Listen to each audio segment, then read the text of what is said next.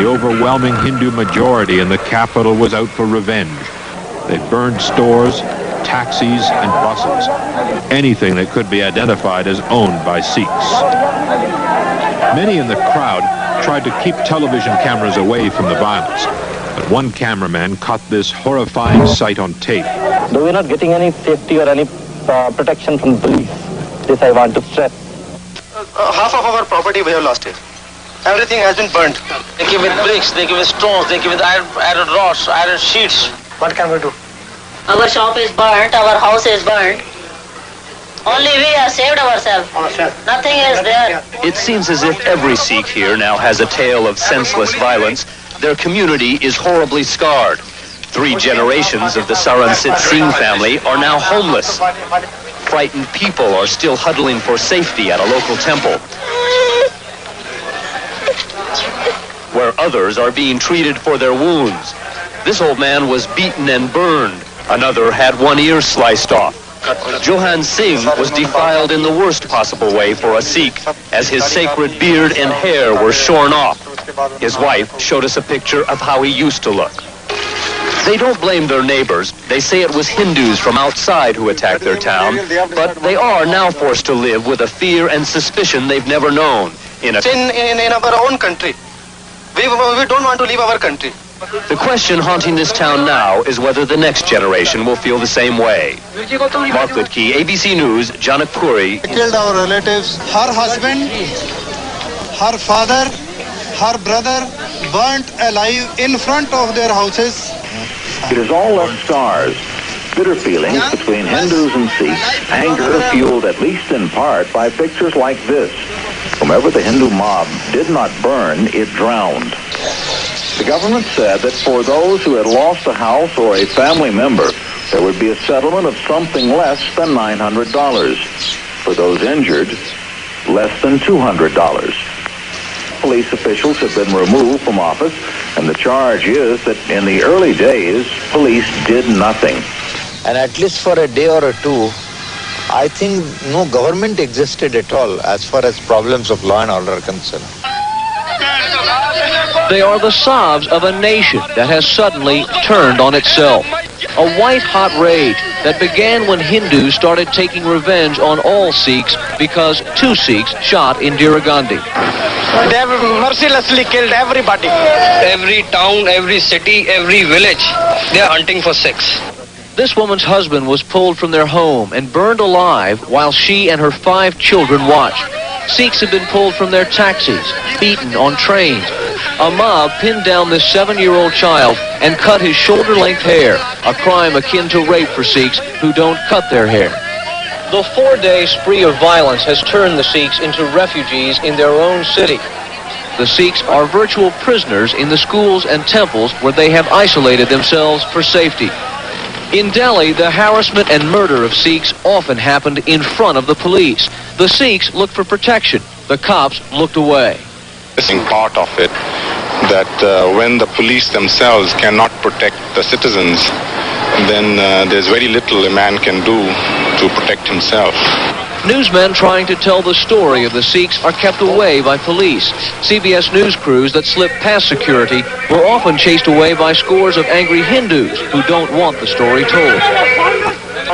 For the Sikhs, it's as if they've instantly dropped to the bottom of India's caste system.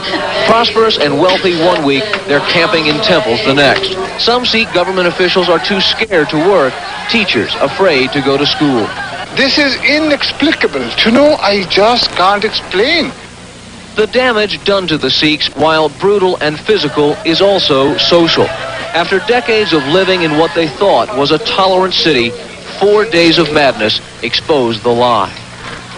Wyatt Andrews, CBS News, New Delhi. Happening in the Sikh stronghold in Amritsar, because only government reports are coming from there. She was gunned down by militant members of the Sikh religion. The country's majority Hindus have a target to strike back at. Violence erupted in New Delhi and in other major Indian cities as Hindu gangs set fire to the homes of known Sikh members shouting, "Kill the Sikhs." These angry mobs, mostly young Hindus, want revenge, and they're taking it out on every Sikh they can find in cities all over India. Here in the capital, dozens of Sikh businesses have been burned to the ground. Roving gangs have torched hundreds of cars and buses as they search for Sikh drivers and passengers. Many Sikhs have disappeared from the streets, taking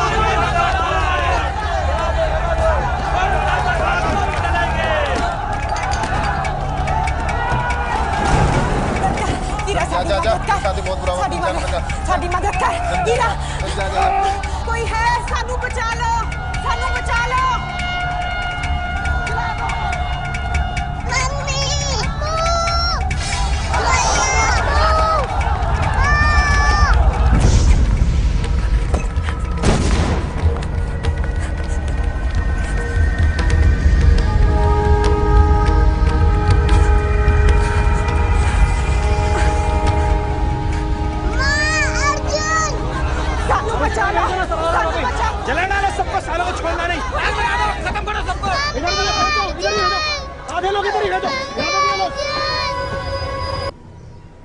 minister ने किया?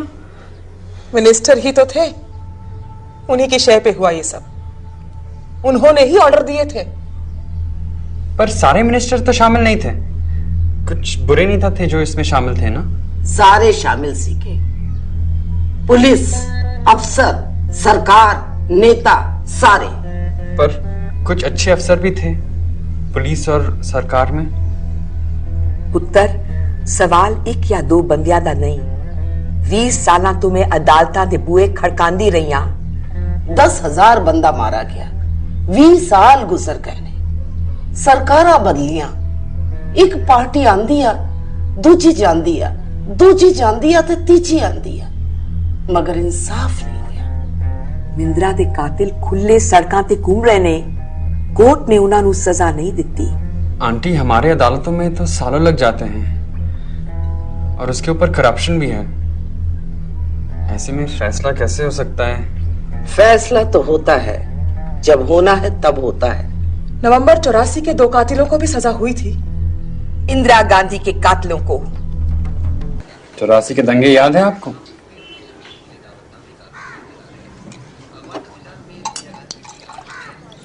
कैसा दंगा? मैंने कोई दंगा वंगा नहीं किया।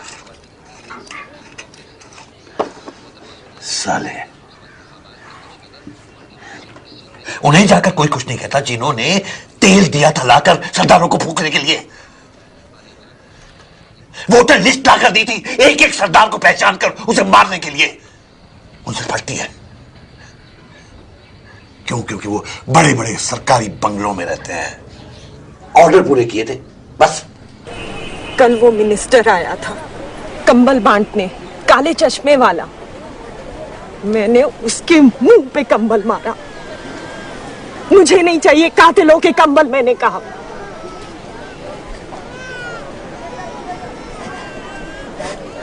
और ये लोग मुझे पागल बुला रहे हैं। पागल मैं हूं कि ये लोग? कौन सी मिनिस्टर?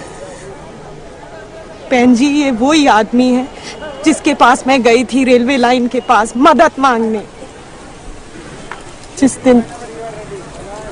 दिन दादी को। और इसने कहा कोई सिख न बच पाए।